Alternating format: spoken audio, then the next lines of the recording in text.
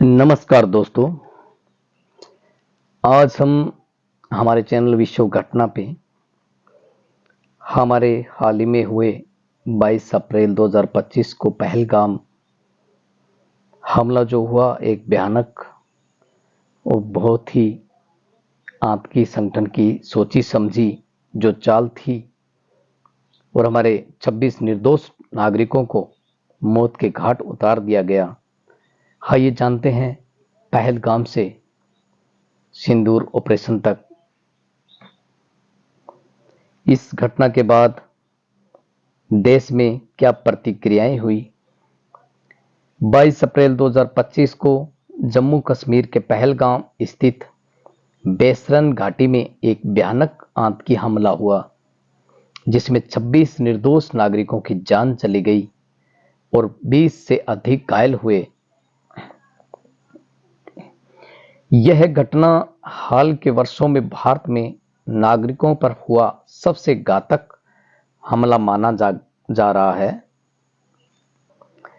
आइए जानते हैं ये हमला कैसे हुआ। 5 आतंकवादी जो सैन्य वर्दी में थे और MP4 कार्बाइन व AK-47 जैसे हथियारों से लैस थे, बेसरन घाटी में जब वो पहुंचे, यह क्षेत्र घने जंगलों से घिरा हुआ है और केवल पैदल या घोड़े ही वहां पे पहुंच सकते हैं, जिससे सुरक्षा बलों की त्वरित प्रतिक्रिया में देरी हुई। आतंकियों ने पर्यटकों से उनका धर्म पूछा और गैर मुस्लिमों को निशाना बनाकर गोलीबारी की। एक मुस्लिम स्थानीय पोनी ऑपरेटर सैयद आदिल हुसैन शाह ने भी पर्यटकों की रक्षा करते हुए हमलावरों से भिड़ने की कोशिश की, लेकिन उन्हें गोली मार दी गई और वो शहीद हो गए।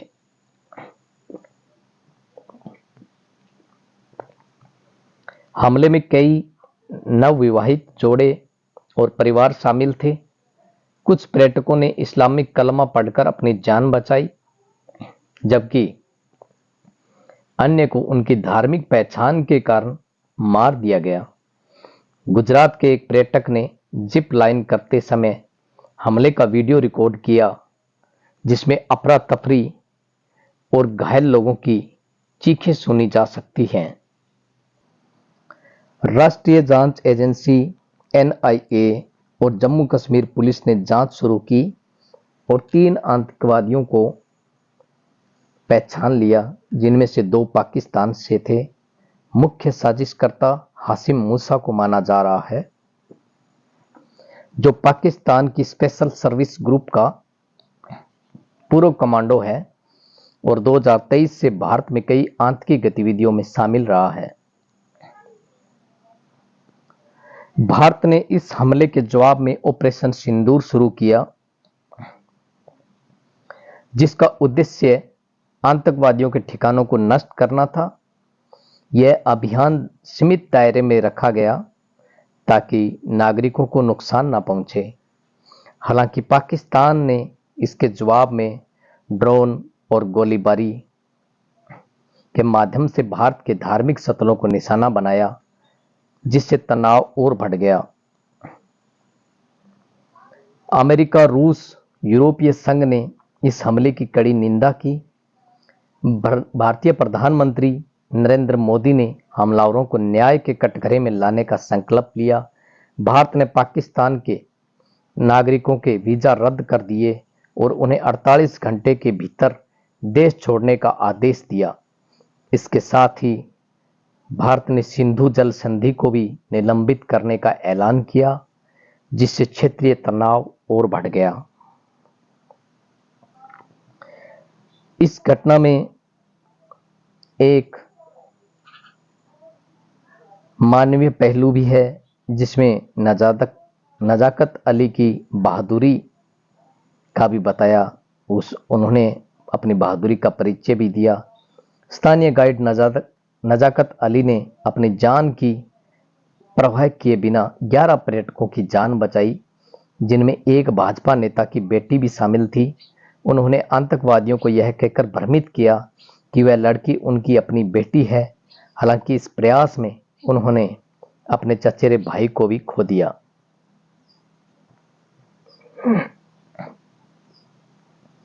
यह हमला न केवल एक आतंकी घटना थी बल्कि भारत के सामाजिक एकता और सहिष्णुता पर भी हमला था।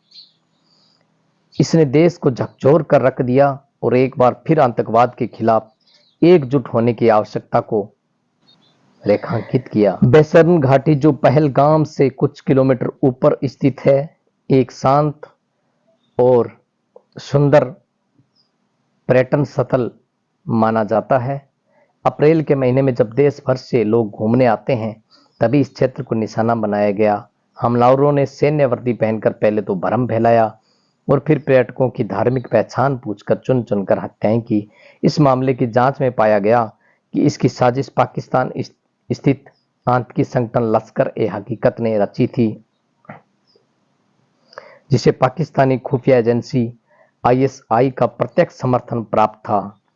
प्रमुख आतंकवादियों में एक नाम विशेष रूप से सामने आया, हाशिम मूसा, जो एक प्रशिक्षित स्नाइपर और पाकिस्तान की SSG स्पेशल सर्विस ग्रुप का पूर्व कमांडो रह चुका है। यह हमने आपको पहले भी बताया है।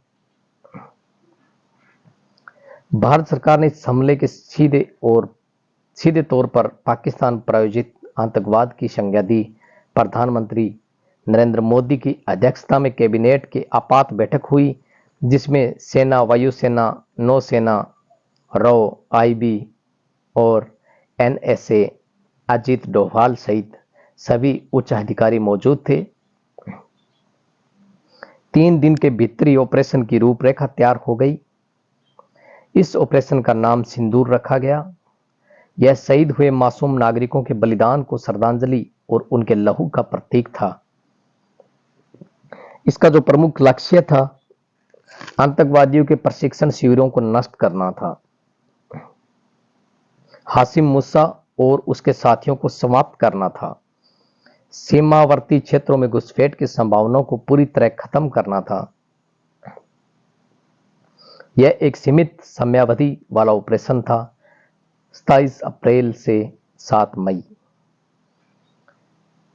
इसकी रूपरेखा 3 चरणों में: खुफिया निगरानी, हवाई हमला और ग्राउंड कमांडो कार्रवाई। 27 अप्रैल से 30 अप्रैल 2025 तक रॉ और NTRO की मदद से पाकिस्तान अधिकृत कश्मीर POK के भीतर उन स्थानों की पहचान की गई जहां आतंकी प्रशिक्षण शिविर संचालित हो रहे थे। यह शिविर ज्यादातर नीलम घाटी, कोटली और मुजफ्फराबाद के पास स्थित थे।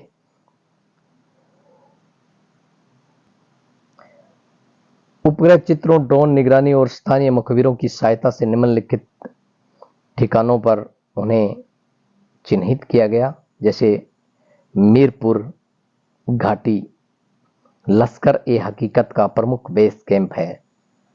बगवा टॉप हाशिम मूसा की लोकेशन जहां पे वो रहता है। चकोटी हाटियन मार्ग हथियारों की आपूर्ति और आवागमन का प्रमुख मार्ग है। इस दौरान सेना की नॉर्दर्न कमांड, पराक्रम बल और NSG कमांडोज को गोपनीय रूप से तैनात किया गया। वायुसेना के Su-30 MKI और मिराज 2000 विमानों को पठानकोट और अवंतीपुरा में तैयार रखा गया। 1 मई से 3 मई तक 1 मई की रात 2:40 पर भारतीय वायुसेना के 12 मिराज और 4 Su-30 विमानों ने एक साथ नियंत्रण रेखा पार कर 3 प्रमुख शिविरों को निशाना बनाया। 1000 किलो के स्पाइस 2000 बम और लेजर गाइडेड बॉम्ब्स का प्रयोग हुआ। मीरपुर ट्रेनिंग कैंप पूरी तरह ध्वस्त, 37 आतंकवादियों के मौत की खबर सामने आई। इससे भी ज्यादा भी हो सकते हैं। बगवा टोप बंकर सीधा हमला हासिम मूसा के गंभीर रूप से घायल होने की पुष्टि भी हुई थी। और जब कोटली लॉजिस्टिक हब में उनका गोला बारूद जो डिपो था उसे ध्वस्त करने की सूचना मिली, पाकिस्तान की सेना को कार्रवाई का आभास हुआ, परंतु भारत ने अपने विमान एलओसी पार करके तुरंत लौटाए, जिससे युद्ध जैसे हालात न बने। 4 मई से 7 मई के बीच में भारतीय सेना की पैरा स्पेशल फोर्सेज ने एलओसी के भारतीय पक्ष से नियंत्रण रेखा पार किए बिना सर्जिकल स्ट्राइक की तर्ज पर रात्रि अभियानों को अंजाम दिया। बगवा टोप ऑपरेशन एनएसजी और पारा एसएफ की संयुक्त टुकड़ी ने हासिम मूसा के गुप्त ठिकाने पर हमला किया। मुठभेड़ में 3 घंटे की भारी गोलाबारी के बाद मूसा मारा गया। नजदीकी चौकियों पर ड्रोन हमले किए गए। सीमावर्ती आतंकी चौकियों पर हेरोन टीपी ड्रोन से मिसाइल हमले किए गए। पाकिस्तान ने इन हमलों को सीमा उल्लंघन बताया और संयुक्त राष्ट्र में शिकायत दर्ज की। हालांकि भारत ने अंतर्राष्ट्रीय मंचों पर स्पष्ट किया है कि कार्रवाई आत्मरक्षा में और केवल आतंकियों के खिलाफ की गई है। ISPR inter services public relations ने प्रारंभ में हवाई हमलों से इनकार किया, लेकिन बाद में स्थानीय मीडिया रिपोर्टों और उपग्रह चित्रों ने सच्चाई उजागर कर दी। भारत ने G20 देशों, यूएन और एससीओ को तत्काल ब्रीफ किया। अमेरिका, फ्रांस, जापान और ऑस्ट्रेलिया ने भारत के आत्मरक्षा के अधिकार को समर्थन दिया।